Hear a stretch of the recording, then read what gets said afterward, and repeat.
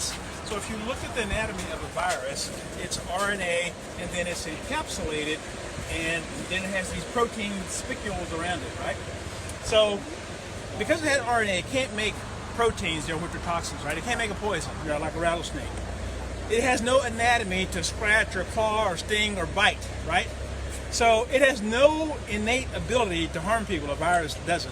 What happens though, if it gets inside one of your cells, it can take your DNA, and so it can recreate its proteins, right? Make a lot of little babies.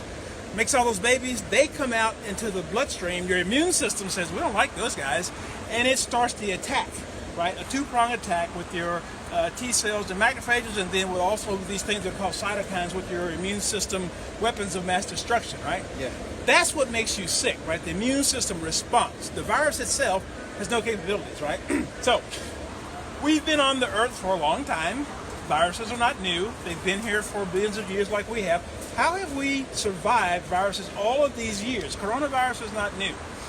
What we have in our bodies are an innate system of mechanisms that protect us, right? So vitamin A, right, that you get from your green vegetables and so forth. Vitamin A is actually a hormone that allows you to produce what's called cytokeratin. So cytokeratin is like these little hard proteins of your hair, skin, nails. That's what keratin is, right? Horns, right? Yeah.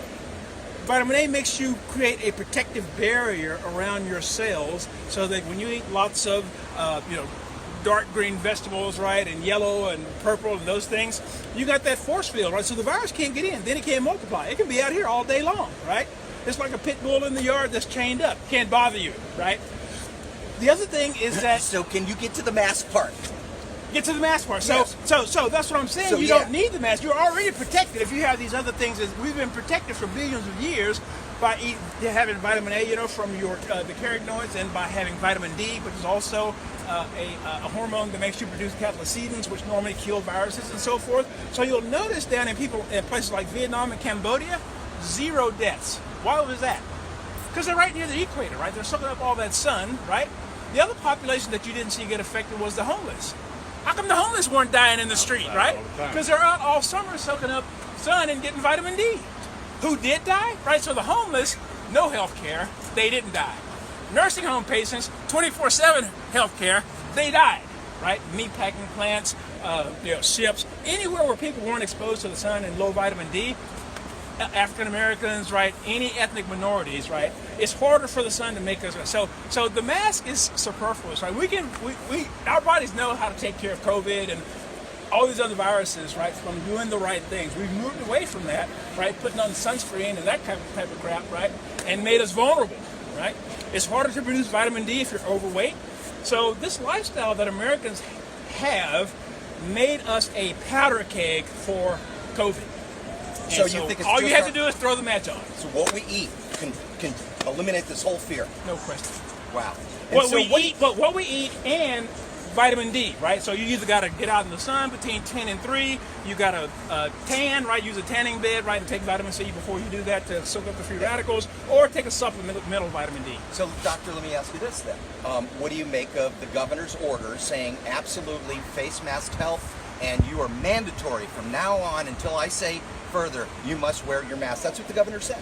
I know, and that's his understanding, right? And from misinformation, and he got that information from medical doctors. What we're taught in medical school is to do things that benefit the pharmaceutical industry, right?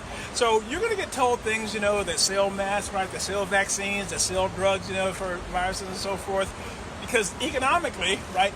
That's what pays for the courses, and the light chandeliers and that type of thing, right? Sure. But it's not what your body needs. So again, Vietnam is a third world country. They had 0 deaths. What does that tell us about what we're doing, right?